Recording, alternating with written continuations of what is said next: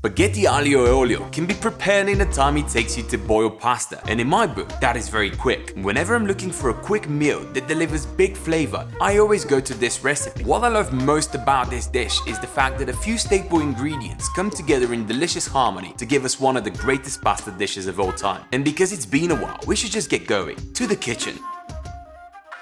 Greetings YouTube and welcome back to the kitchen. This week we're taking a look at a dish that delivers big flavor at a fraction of the effort, spaghetti aglio e olio.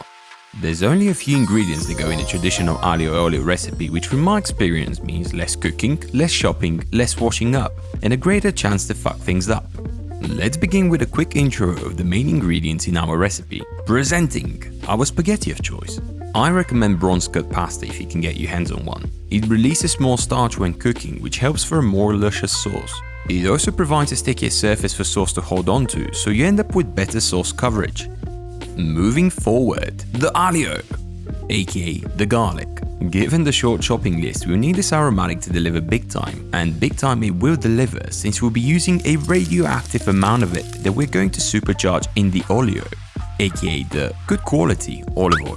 Now, purists will stop here, but since I've not yet found a pasta dish that does not greatly benefit from the addition of Italian MSG, we will be adding a helping of parmesan to ours as well. Oh, and again, optional, but some fresh parsley which will brighten the dish with its herby freshness. And since this pasta does come together very quickly, it's wise to have everything prepped before we begin. For which purposes we're going to set a large pot of water over high heat and soak it heavily so that it comes close to the salinity of seawater. We're next going to engage in a bit of thin but casual garlic slicing, placing no stress over the final product but taking care to actually slice the thing. My personal sweet spot would be in the region of 7 to 8 garlic cloves, but it's a number you could dial to your senses. Set the sliced garlic aside, and unless you're using the pre-grated stuff, which you're not, roll up your sleeves and grate a good helping or about 50 grams of parmesan and transfer to a bowl. And last but by no means least, oh, who am I kidding? Lastly, we're chopping about half a bunch of fresh parsley, however much there may be, and setting aside to conclude our prep. Let's try that again. And setting aside to conclude our prep. That's better. This will be our holy trinity of flavoring components, and it's finally time we did some actual cooking. By this point our water should have come to a boil. We're adding around 250 grams of spaghetti for two and giving it a quick stir to prevent clumping. We will let these cook while we move our attention to the flavoring ingredients. Speaking of which, we're setting a cold non-stick frying pan over medium heat and adding about 100 ml of good quality olive oil to it. We then introduce our garlic slices to begin the decontamination process. Maintaining gentle temperature as to not destroy the slices, we're letting these cook until we see the first signs of their color changing towards golden. At this stage we're gonna kill the heat and tend to our pasta. We're aiming to undercook it by 1 to 2 minutes versus the instructions on the box, which should get us into al dente territory. The next stage is crucial in today's recipe and is likely why I tend to forget it so often, but we absolutely need to reserve a cup of starchy pasta water.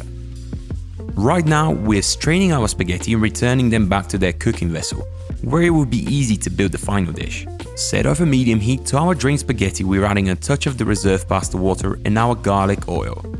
We're then going to start mixing all of the ingredients vigorously, which will begin bringing everything together into one creamy goodness.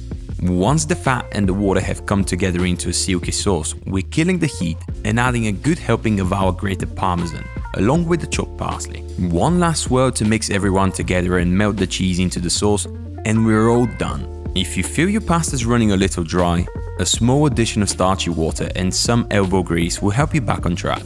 And while plating is advised, it still is optional. A pair of kitchen tongs or a carving fork can really lend a hand when it comes to plating long pasta. Putting in our best swirling action, we're plating up with a personal bowl for a job well done and viewer feedback. Finally, we're on your good drizzle of extra virgin olive oil and one last sprinkling of grated parmesan cheese away from the finish line. It is finally time. Forks out. It's amazing how much gratification and flavor such a seemingly simple dish can deliver when done right. And while it may only take a couple of staple ingredients and a few minutes to put together, this pasta delivers tons of flavor. But please don't take my word for it. Make your own.